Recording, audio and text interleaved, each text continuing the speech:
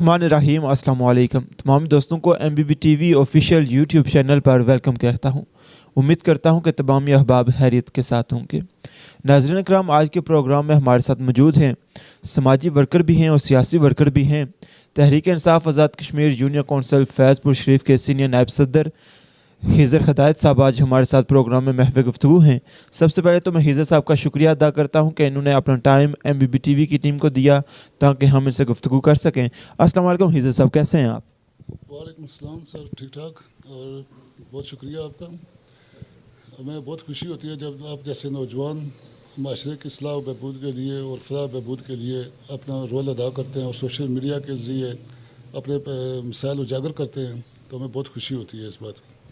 बहुत शुक्रिया जनाब, जज़ाकल्लाह। अच्छा खिज़र साहब, आपने थोड़ा सा इब्तदाई तालीम के मतलब बता देंगे। आपने इब्तदाई तालीम और आला तालीम कहाँ से हासिल की और उसके बाद आप बरतानिया कब शिफ्ट हुए? हाँ, मेरी जो इब्तदाई तालीम है वो प्राइमरी तो डांगरी वाला से हुई है, UC से। तो उसके बाद फिर चकसवारी मैट्रिक वहाँ से किया, फिर ICOM डडियाल कॉलेज से किया, फिर BCom के लिए मीरपुर चले गए थे हम। मीरपुर से BCom करने के बाद फिर हम रोज़गार के सिलसिले में बरतानिया चले गए। वो तकरीबन 99 का अरसा था, गलबन 99 में मैं इंग्लैंड गया हूँ। सियासत में बचपन से ही शौक़ था या फिर इस उम्र में आके आपने सोचा है क्यों ना सियासत में जाया जाए और जूनियर कौंसल फैज़पुर शरीफ के लोगों के लिए कुछ कर सकूं? सियासत पहले तो हम जो है कश्मीर की आज़ादी के हवाले से जो है मुख्तलिफ़ तंजीमों का हिस्सा रहे हैं, तो कश्मीर के फलाह बहबूद के लिए भी काम करते रहे, लोकल जो मसाइल होते हैं वो भी उजागर करते रहे हैं। लेकिन फिर बाद में हम जब इंग्लैंड गए तो फिर वापसी पे जो है ना, वहाँ जब हमने डिफरेंट दुनिया देखी तो फिर हमें एहसास हुआ कि हमारा जो इलाका है वो कितना बिहाइंड है, कितना पीछे है। तो फिर हमने सोचा कि अपना कुछ ना कुछ वक्त अपने लोकल हल्के को देकर इसके लिए भी कुछ बेहतरी के लिए कुछ इम्कानात पैदा करने चाहिए। तो उस सिलसिले में फिर हमने कुछ अपना अमली कदम जो है वो सियासत में रखा है। फिर आपकी नज़र में हल्का L2 चकसवारी इस्लामगढ़ को सबसे पीछे होने की क्या वजह है? क्योंकि यहाँ पे तो हॉस्पिटल्स को अगर देखा जाए तो उनमें भी बिल्कुल मेयार नहीं है। कॉलेजेस को देखा जाए, स्कूल्स को देखा जाए, हर लिहाज से हम पीछे हैं। तो इस हवाले से अब क्या वजह है कि हम इतने बैकवर्ड क्यों हैं आपकी नज़र में? ये जो हमारा हल्का नंबर 2 है, इसकी अगर सही तरीके से देखा जाए तो इसमें किसी किस्म की कोई इन्वेस्टमेंट की नहीं गई है सियासी तौर पर। हमारे लीडर आते रहे, अवाम को लॉलीपॉप देते रहे, उसके बाद उन्होंने फिर अपना 5 साल दौर मुकम्मल किया और असेंबली में चले गए। उसके बाद उन्होंने वापस आके अपने हल्के की तरफ देखा ही नहीं है। अगर सही तरीके से आबादी का मायना किया जाए तो हमारे पास तकरीबन हल्का नंबर 2 में मेरे ख्याल में गालबन 56,000 के करीब रजिस्टर्ड वोट है। अगर रजिस्टर्ड वोट जो है वो 18 साल की उम्र से ऊपर बनता है, तो अगर 56,000 है तो इसका मतलब कि हमारे हल्के की आबादी जो है ये तकरीबन 90,000 के करीब होगी। और आप देख सकते हैं कि 90,000 की आबादी के लिए एक भी अस्पताल हमारे पास मौजूद नहीं है हल्का नंबर 2 में। तो ये किसकी ज़िम्मेदारी थी? ये गवर्नमेंट की ज़िम्मेदारी थी। आज मैं आवाम से ये पूछना चाहता हूँ कि ये जो रेस्ट हाउस बनाए गए हैं, क्या वो ज़रूरी थे या ये अस्पताल ज़रूरी थे? इसका मतलब है कि अवाम का पैसा गलत जगहों पे इस्तेमाल किया गया और अवाम की फलाह बहबूद पे ये पैसा इस्तेमाल नहीं किया गया है। जहाँ तक तल्लुक़ है सरकारी स्कूलों की बिल्डिंग का, तो वो देखें, अगर आप सरकारी स्कूलों की बिल्डिंग्स देखें तो वालिदैन जब अपने बच्चों को स्कूल भेजते हैं तो शाम तक बैठे दुआएं मांगते रहते हैं कि या अल्लाह कोई हादसा ना हो जाए, कि स्कूल की कोई बिल्डिंग ना गिर जाए, कोई हमारा बच्चा ना कहीं जान बाक हो जाए ऐसे हादसों में। लेकिन हमारे लीडरों को इस चीज़ की कोई परवाह नहीं है। उन्होंने अपने महलात बनाने, अपनी बिल्डिंगें बनानी है, अपने प्लाट्स खरीदने हैं, उन्होंने आवाम की तरफ कोई तवज्जो दी ही नहीं है सिरे से, जिसकी वजह से हमारा हल्का नंबर 2 बहुत साहब, आप साबिक़ वज़ीर-ए-आज़म आज़ाद हुकूमत रियासत जम्मू कश्मीर चौधरी अब्दुल-मजीद साहब के साथ आपने काफ़ी टाइम गुजारा है, पहले आप उनको सपोर्ट करते थे। क्या समझते हैं कि ऐसी कौन सी वजह है जिसकी वजह से, क्योंकि हक़ तो उन्हीं का बनता है क्योंकि 35 से 40 साल से वो इस हल्के पे हुकूमत कर रहे हैं, तो क्या समझते हैं कि ऐसी कौन सी वजह है कि चौधरी अब्दुल-मजीद साहब ने अपने हल्के पे तवज्जो नहीं दी? सियासत में तो ये वाकई जो है ना अवामी लीडर के तौर पर उभरे हमारे हल्का नंबर 2 में, तो और लोगों ने खुले दिल से इनकी मदद की है। लेकिन आस्ता आस्ता वक्त गुजरता गया, जब ये अब इनके जो पिछले 10 साल जो दौरे हुकूमत अगर देखा जाए तो इन 10 सालों में बहसीयत अपोजिशन लीडर इन्होंने इस हल्के की तरफ कोई तवज्जो नहीं दी है। उसके बाद फिर प्राइम मिनिस्टर से आगे और कोई ओहदा भी नहीं होता है। जब वो प्राइम मिनिस्टर हैं तो 5 साल इस हल्के की तरफ उन्होंने बिल्कुल मुड़ के नहीं देखा। ये एक लावारिस حلقہ کے لایا جا رہا تھا، نہ کوئی اسپتال، نہ بلڈنگ، سڑکوں کا حال آپ دیکھ لیں، ابھی تک آپ دیکھ لیں سڑکوں کا حال کیا ہے، ابھی بھی وہ اپوزیشن ہے. تو اس وجہ سے لوگوں کا دل جو ہے نا وہ ان سے اٹھتا گیا ہے، کیونکہ پچھلے 15 سال ایک شخص جو پچھلے 7 الیکشن یا 8 الیکشن ریگولر ون کر رہا ہوں، اور اس کے حلقے کی حالت یہ ہے کہ سڑکوں پہ وہاں تو گاڑیاں تو دور کی بات ہے، وہاں گدا گاڑیاں بھی جانا پسند نہ کریں. اسپتال جو ہمارے پاس نہیں ہے، اسکول ہمارے پاس نہیں ہے. اگر ہم نے اپنے بچوں کو پرائیویٹ اسکولوں میں پڑھانا ہے، اپنا علاج ہم نے پرائیویٹ اسپتالوں سے کروانا ہے، اپنی گلیاں، کنویں، اسکول کی بلڈنگیں یہ خود ہم نے ذاتی فائنینس سے یا چندہ اکٹھا کر کے بنانی ہے، تو مجھے سمجھ نہیں لگتی کہ پھر ایسے لوگوں کو ووٹ کیوں دیا جائے جو لوگ اپنے لیے آپ کے عوام کے لیے کچھ کر نہیں پا رہے ہیں. تو میں سمجھتا ہوں کہ اب یہ وقت آ گیا ہے کہ اب عوام کو ایک تبدیلی کی طرف دیکھنا چاہیے، کیونکہ یہ پیچھے وزارت عظمیٰ سے اوپر کوئی عہدہ نہیں ہے. اگر وزارت عظمیٰ کے عہدے پہ ہونے کے باوجود تبدیلی کے کپتان ظفر انور صاحب کیا سمجھتے ہیں کہ اس حلقے میں امیدوں پہ اتر سکیں گے عوام کے، یا وہ بھی ایسا ہی کچھ ہوگا؟ وہ تو ظاہر حالات کے مطابق ہوگا، لیکن اس وقت ہم امید کر سکتے ہیں کہ ظفر انور صاحب اب ہمارے حلقے کے لیے کچھ نہ کچھ بہتری لے کے آئیں گے. حضرت صاحب، آپ کہتے ہیں کہ چودھری عبدالمجید صاحب نے پرائم منسٹر سے بڑا کوئی عہدہ نہیں ہوتا، اور چودھری عبدالمجید صاحب نے حلقے میں کام نہیں کیے جب وہ وزارت عظمیٰ کے عہدے پہ آئے، تو وہ پرائم منسٹر پورے آزاد کشمیر کے تھے، صرف ایک حلقے کے تھے، LA2 کے پرائم منسٹر نہیں تھے. وہ انہیں پورے آزاد کشمیر کے مسائل کو حل کرنا تھا، تو وہ کیسے وہ توجہ دے سکتے تھے یہاں پہ LA2 کو کیسے توجہ دے سکتے تھے؟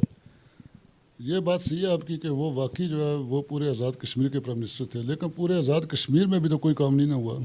ہمارے حلقے میں تو نہیں ہوا، لیکن پورے آزاد کشمیر میں بھی کوئی کام نہیں ہوا ہے. اور جہاں تک تعلق ہے کہ ہمارے حلقے کا، تو وہ ووٹ جو ہے نا وہ ہمارے حلقے سے لے کے گئے تھے، وہ آزاد کشمیر سے ووٹ لے کے نہیں گئے تھے، ہمارے حلقے سے لے کے گئے تھے ووٹ. اور ان کی پہلی جو اولین ترجیح تھی وہ اپنے حلقے کے مسائل کو حل کرنا تھا، کیونکہ انہیں دوبارہ پھر الیکشن لڑنا تھا اور اسی حلقے سے آ کے ووٹ لینے تھے. لیکن انہوں نے اپنے حلقے کے ساتھ جو کیا یہ اب کسی کو بتانے کی ضرورت نہیں ہے، کیونکہ عوام بالکل اس سے بخوبی آگاہ ہے.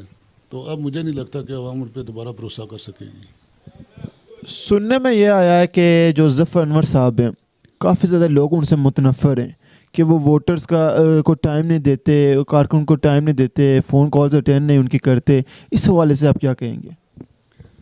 یہ واقعہ میں بھی کچھ سننے میں آیا ہے، لیکن جو پچھلا عرصہ ہے یہ کچھ جو کرونا وغیرہ بیماری آئی ہوئی ہے اس میں بھی مبتلا رہے ہیں ظفر انور صاحب، تو اس حوالے سے جو ہے کوئی کافی تقریباً 2 ماہ کا پیریڈ ان کا لگ گیا ہے، تو وہ واقعی ووٹر سے کسی قسم کا کوئی رابطہ نہیں کر سکے. ظفر انور صاحب کے فون کالز اٹینڈ کرنے کی، تو وہ اب اس وقت جو ہے نا وہ صرف ہمارے حلقے کے امیدوار نہیں ہیں بلکہ پارٹی کے سینئر عہدیدار بھی ہیں. تو اس حوالے سے بھی جو ہے نا ان کو پارٹی کے سارے معاملات بھی دیکھنے پڑتے ہیں. پھر اس کے بعد جو پاکستان میں ہماری سیٹیں ہیں جموں کی، ان کے حوالے سے ادھر بھی وہ کام کرتے ہیں. تو اس لیے اگر بیرسٹر صاحب موقع پر موجود نہ ہوں تو انہیں وہ بھی پارٹی کے سارے معاملات دیکھنے پڑتے ہیں. تو اس لیے ایک شخص کے لیے یہ بہت مشکل ہو جاتا ہے کہ حلقے کے فرداً ایک بندے کو وہ ٹچ میں رکھے. اس کے لیے انہوں نے کیا ہوا ہے کہ ہر پوری UC میں اور جو ہے نا UC کے اندر انہوں نے ٹیمیں بنائی ہوئی ہیں، اور ان کے جو عہدیدار ہیں اور جو ورکر ہیں وہ ہر علاقے میں موجود ہیں. اگر آپ کے کوئی بھی مسائل ہیں تو آپ ان سے کانٹیکٹ کر سکتے ہیں. وہ اگر ان کے اپروچ میں ہوا تو وہ آپ کے مسائل وہیں حل کریں گے، اگر نہیں ہوا تو وہ ظفر انور صاحب تک آپ کے مسائل پہنچا دیتے ہیں. پچھلے دنوں میں کچھ خبریں تھیں کہ ظفر انور صاحب جموں 6 یا کسی بھی مہاجرین کی سیٹ سے جو ہے وہ الیکشن لڑیں گے. اس حلقے سے کوئی اور بندہ، کسی اور پارٹی کا بندہ شامل ہوگا PTI میں اور وہ الیکشن لڑے گا. اس حوالے سے آپ کیا کہیں گے؟ یہ واقعی سنا ہم نے کہ نذیر انقلابی صاحب کے بارے میں بتایا گیا ہے کہ وہ PTI کے فورم سے الیکشن لڑیں گے، لیکن یہ حقیقت نہیں ہے. یہ صرف اپوزیشن کے ہتھکنڈے ہیں تاکہ عوام میں انتشار پھیلایا جا سکے، کہ عوام جو ہے نا وہ اپنا ذہن نہ بنا سکے کہ کدھر جانا ہے. لیکن یہ کوئی میرے حساب میں تو یہ کوئی صحیح خبر نہیں ہے. ہمارے حلقے سے انشاءاللہ ظفر انور صاحب بھی الیکشن لڑیں گے اور بھاری اکثریت سے کامیاب ہوں گے. اگر ایسا ہو جائے کہ نذیر انقلابی صاحب الیکشن لڑیں اور ظفر صاحب جموں کی کسی سیٹ سے الیکشن لڑیں، تو یوتھ کیا پھر بھی ایسے سپورٹ کرے گی انقلابی صاحب کو، یا پھر PTI سے رجحان ہٹ جائے گا یوتھ کا؟ اس کے حوالے سے کیا کہیں گے؟ پہلے تو بات ہے کہ جموں سے الیکشن لڑنے کے بارے میں جس کے پاس شہریت درجہ اول کی ہے نا وہ وہاں مہاجرین کی سیٹ سے الیکشن نہیں لڑ سکتا. اور مہاجرین کی سیٹ سے الیکشن لڑنے کے لیے آپ کے پاس درجہ دوم کی شہریت ہونی چاہیے. ظفر انور صاحب کے پاس درجہ اول کی شہریت ہے، اس بنیاد پہ وہ جموں سے الیکشن لڑ ہی نہیں سکتے. تو دوسری بات ہے کہ اگر پارٹی کا کوئی فیصلہ ہوتا ہے, پارٹی ہیڈ کو فیصلہ کرتے ہیں تو ارکان نمبر 2 سے آپ کو ظفر انور کے علاوہ کوئی اور کینڈیڈیٹ دیتے ہیں, تو اللہ کے فضل و کرم سے یہ جو عوام ہے نا, یہ اپنے منشور پہ کام کر رہی ہے, کسی شخصی بندے کے لیے کام نہیں کر رہی ہے. اگر ظفر انور صاحب کو پارٹی یہ فیصلہ کرتی ہے کہ وہ یہاں سے الیکشن نہ لڑیں, تو عوام جو ہے وہ پھر بھی اپنے نظریے پہ قائم و دائم رہے گی اور انشاءاللہ ووٹ پی ٹی آئی کو ہی دی. یونین کونسل فیض پور شریف سے آپ کا تعلق ہے اور آپ سینئر نائب صدر ہیں یہاں کے. سابق وزیر اعظم عبدالمجید صاحب بھی اسی یونین کونسل سے ہیں. آج تک تقریباً 35 سے 40 سال ہو گئے انہیں الیکشن میں حصہ لیتے ہوئے. آج تک ایسا نہیں ہوا کہ وہ اپنی یونین کونسل میں الیکشن ہارے ہوں.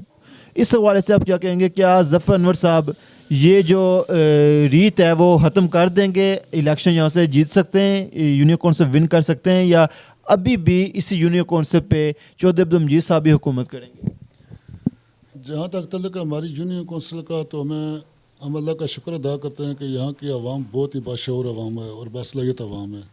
تو پچھلے 30 سال سے جو وہ کرتے آ رہے ہیں, 35 سال سے, وہ عوام نے دیکھ لیا. ابھی آپ سڑکوں کی حالت دیکھیں تو پچھلے میرے خیال میں 1.5 سال میں ابھی ایک پلی جو ہے وہ ٹوٹی اٹھی, وہ بھی کمپلیٹ نہیں ہوئی ہے.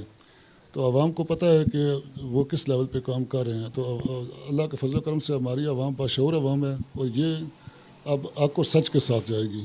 یہ اب لالی پاپ کھا کے جو ہے نا, یہ اپنے فیصلے نہیں کرے گی, اپنا ووٹ نہیں دے گی. کیا سمجھتے ہیں ظفر انور صاحب حلقہ L2 سے سیٹ جیت سکتے ہیں؟ آف کورس جیت سکتے ہیں, کیونکہ ان کا جو ابھی ایک تو ان کا فرسٹ ٹائم ہے. عوام جو ہے نا وہ اب تبدیلی دیکھنا چاہتی ہے, کیونکہ یہ جو پچھلے 35 سال سے عوام کے ساتھ ہوتا آ رہا ہے نا, وہ بھی بہت بڑی فیور ہوگی پی ٹی آئی کی طرف, کیونکہ عوام جو ہے نا وہ متنفر ہو چکے ہیں پرانے لیڈروں سے. تو اس لحاظ سے بھی ظفر انور صاحب جو ہے نا حلقے کی سیٹ جیتنے میں انہیں کافی مدد ملے گی, اور میں سمجھتا ہوں کہ وہ جیت جائیں گے, خود کریں گے. آخر میں اپنے تحریک انصاف کے ورکرز کو کیا پیغام دیں گے؟ میرا پیغام یہی ہے کہ آپ اپنے لوکل سطح پہ جو بھی معاملات ہیں ان پہ اپنی نظر رکھیں, اور لوگوں کے مسائل کو حل کرنے کے لیے اپنی کوشش کریں. یہ کسی ایک ون مین آرمی کا کیس نہیں ہے کہ عمران خان صاحب اکیلے ہی دوڑیں گے اور پورے پاکستان کو سیدھا کر لیں گے. اس میں ہمیں بھی اپنا رول ادا کرنا ہوگا. تو میں نوجوان نسل سے یہ کہوں گا کہ آپ اپنی ذمہ داریاں ادا کریں اور عمران خان کا ساتھ دیں اور ظفر انور کا ساتھ دیں, اور اپنے حلقے کے جتنے بھی مسائل ہیں ان کو اجاگر کریں, اور ان کو کوشش کریں کہ جو آپ سے حل ہو سکتے ہیں وہ آپ حل کریں, اور جو آپ سے زیادہ دور ہیں وہ اپنے لیڈر سے رابطہ کریں اور ان مسائل کو حل کریں. لیکن آپ کی ترجیح جو ہونی چاہیے وہ عوامی مسائل کا حل ہونی چاہیے. بہت شکریہ حضرت صاحب, آپ نے اپنا ٹائم دیا.